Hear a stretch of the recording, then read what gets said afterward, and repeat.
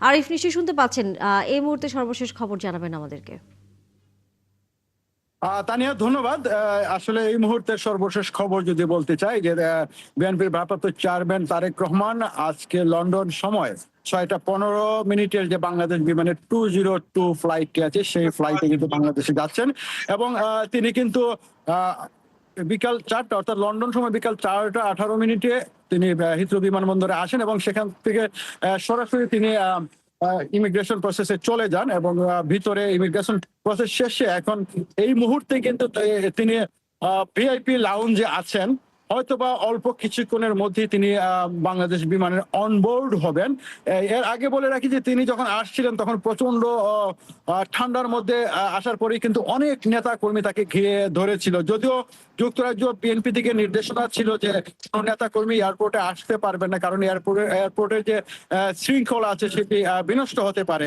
তো অনেক নেতা কর্মী আসেন নাই, যারা বাংলাদেশে যাওয়ার জন্য টিকিট করেছিলেন একই ফ্লাইটে তারা এসেছেন, অনেক নেতা কর্মী, এবং তারা সবাই কিন্তু সাথে ছিলেন এবং নেতা কর্মী যারা ছিলেন তারা কিন্তু আসলে ইমোশনাল হয়ে গেছিলেন, আবেগ আপ্লুত হয়ে গেছিলেন। কারণ আপনি জানেন গত 18 বছর তিনি লন্ডনে ছিলেন এবং এই লন্ডনে থেকেই কিন্তু তিনি দলের কার্যক্রম চালিয়েছেন এবং এখানকার যে সমাজের মানুষ আছে, এখানকার বাঙালি কমিউনিটি আছে, রাজনৈতিক নেতাকর্মী আছে, তাদের সাথে কিন্তু তার একটা সখ্যতা তৈরি হয়েছিল।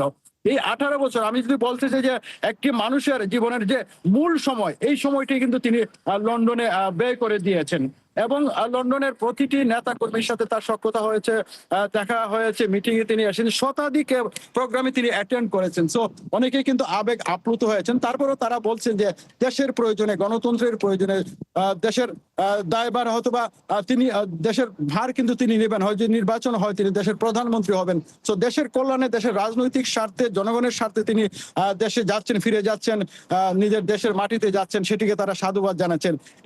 এর আগে যদি বলতে চাই, এখানে যারা সফর সঙ্গী হয়েছেন, বিশেষ করে তার পরিবারের সদস্য, এর মধ্যে আপনারা জানেন যে ডাক্তার জুবাইদুর রহমান রয়েছেন, তার মেয়ে জাইমা রহমান রয়েছেন এবং তার প্রেস সেক্রেটারি সালিস শিবলি রয়েছেন, তার দুইজন সহকারী রয়েছেন, বিশেষ সহকারী আব্দুর রহমান সানি রয়েছেন এবং সবাই কিন্তু আবেগ আপ্লুত ছিলেন। যে বিশেষ করে লন্ডন আমরা দেখছিলাম যে তারেক রহমান আসলে তার মুখের দিকে তাকিয়েছি, আসলে তারও তো হয়তোবা অনেক কষ্ট লেগেছে যে 18টি বছর এই দেশের কালচারের সাথে, সংস্কৃতির সাথে তিনি মিশেছেন এবং অবজার্ভ করেছেন। হয়তোবা আমরা দেখতে পাবো যে বাংলাদেশে, এই দেশের যে গণতান্ত্রিক দেশের যে নিয়ম রয়েছে, নীতি রয়েছে এবং এই দেশের যে প্রশাসনিক ব্যবস্থা রয়েছে, শৃঙ্খলা রয়েছে, এইসব কিন্তু বিষয় কিন্তু তিনি এতদিনে, এত বছরে অবজার্ভ করেছেন এবং নিজের মধ্যে এটি গ্রহণ করেছেন।